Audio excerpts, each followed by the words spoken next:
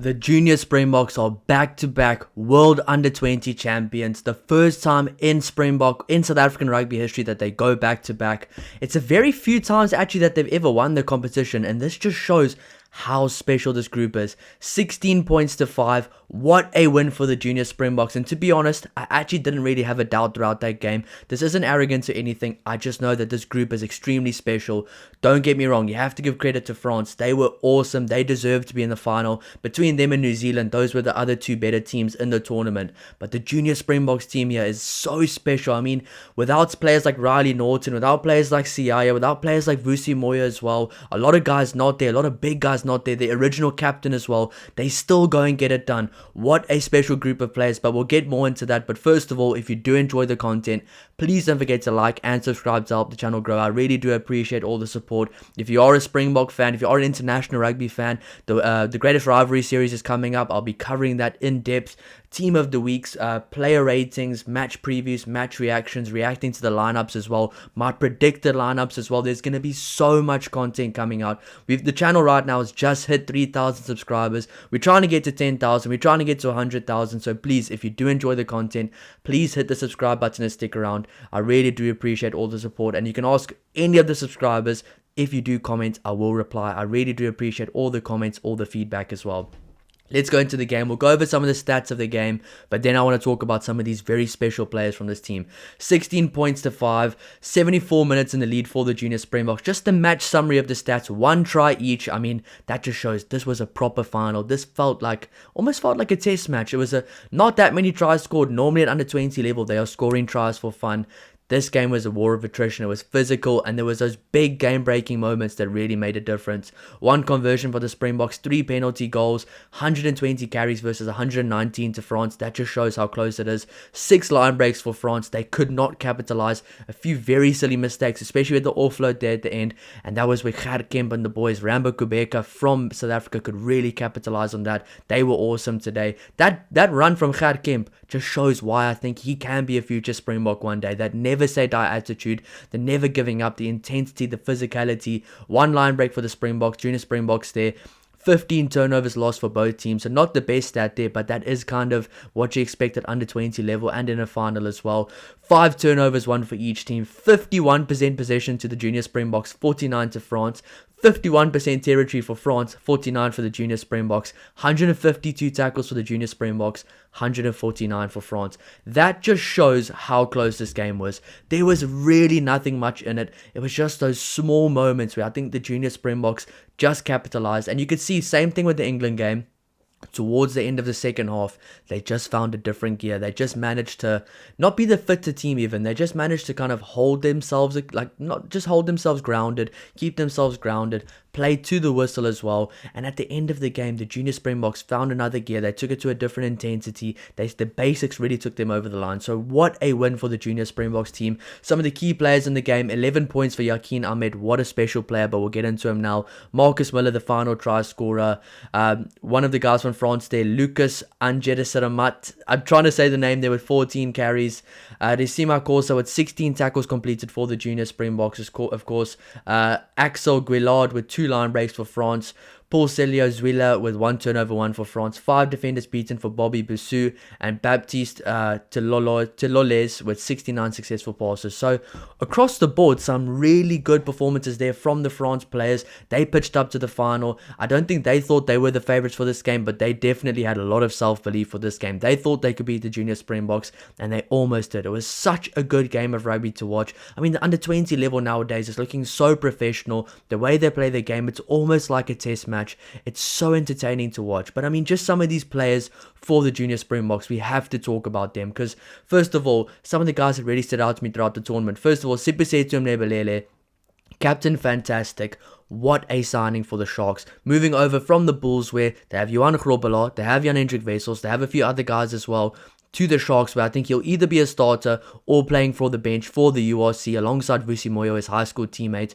Those guys will get some consistent game time. He is so good, and the one thing that makes him so good is his set piece ability, his ability around the park, and he actually imposes himself on the game like a test match player. He's very good with his maul offense, good with his maul defense as well. He is a complete player, and I cannot wait to see how he goes and how he goes further into his career at the senior level at the Sharks.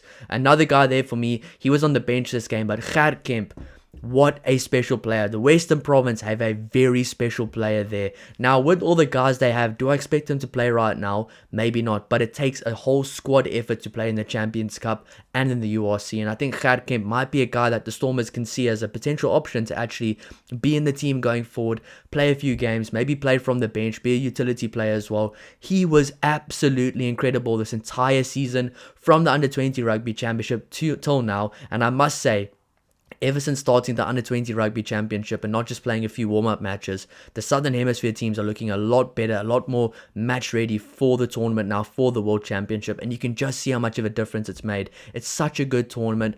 I would love for them to actually play alongside the Rugby Championship games as a kind of curtain raiser before the games. That's just an idea, but obviously it probably won't work with the timings. Some of the other guys here, I mean, that whole loose trio, Risima Kosa, Luke Cannon, Vasi Yuambrera, these guys are so good from the junior Springboks, absolute workhorses, but you can't look past number 10 there. Yakin Ahmed, a bit of a blessing in disguise for him that Vusi Moyo was called up to the Springboks, because I don't think Yakin Ahmed would have got that much game time. He was the guy, he pulled the strings, he showed how special he is, and actually one of my friends that used to coach at Weinberg, the school he went to, he still coaches there, told me that guy's special, watch him play, and he was one of the best players from the entire tournament, and he looks ready for senior rugby as well. I mean, think about the Stormers now. They have Damian Willemse, they have this guy as well, they have, not Mani Lebok, they have Sasha Ngomazulu, Damian Willemse, and Yakin Ahmed there. All these guys, 10, 12, 15. I see the potential there, and I really think a guy like Yakin Ahmed could be slotting into that Stormers team for next year. He's good enough, he plays at a high enough caliber, he's got a good kicking game, he is ready for senior rugby. It's just about, do the coaches want to move around Sasha and Ngomazulu, or will they move around a guy like Yakin Ahmed as well? He's already played for the SAA team. I fully expect him to be in the green and gold a lot more from now on. Other guys as well, I mean, the centre pairing, Ethan Adams and Marcus Miller.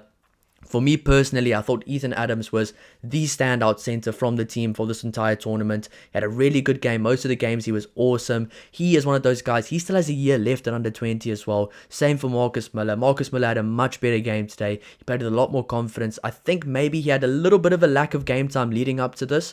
But I mean, Ethan Adams and Marcus Miller will be right back there next year. And the guys like Chesel Uester maybe didn't score as many tries as last year, but still made a good impact. Showed his physicality. Showed that kind of senior level experience, and he's one of those guys I think can be a Springbok soon as well.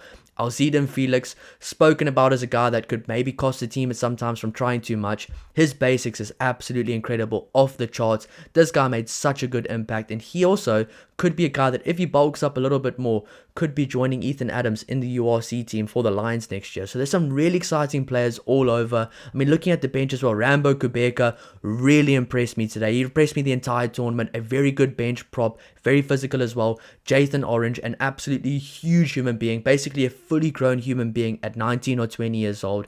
And this entire team, Jaden Britt, Samuel Bardenhorst, full of special players, without the likes of Riley Norton, the original captain, without the likes of Zekatelo Siyaya, who was going to be one of the star players who got injured, without the likes of, as well of Vusi Moyo, who's now starting at 10 for the Springboks today. So a few key players missing, but that doesn't matter, because those other guys that really showed up, they performed at an extremely high level and showed they have what it takes to go to the next level as well. Now, which of these guys do I think we'll see in the URC next year? Well, first of all, Sipasetum Nebelele, I think we definitely will. Maybe a Luke Cannon, maybe a Hendrey Skuman, Yakin Ahmed definitely. Ethan Adams, I would like to see him, even though he still is 19, he would be awesome.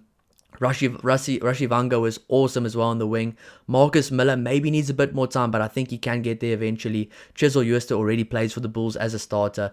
Alziden Felix, a very special talent, just needs to bulk up a bit. And all the other guys there, I mean, Jathan Orange, Luan van der Berg, Gert Kemp, Thomas Belling, Jaden Britt, Samuel Bardenhorst also is an incredible player. These guys can all play senior rugby now. And I think right now, a thing that we're seeing is, I think this under 20 group, the under 20 system, is becoming more of a feeder to the Springboks directly than the Currie Cup. So these guys from here, some of them probably won't even play Currie Cup. They'll go straight to URC and eventually slot in straight to the Springboks. So this is becoming a very good system, a very good feeder, and it all starts with the schoolboy rugby, where the SA schools teams, the SAA teams, they're picking up their game. The systems are getting better. The selections are getting better.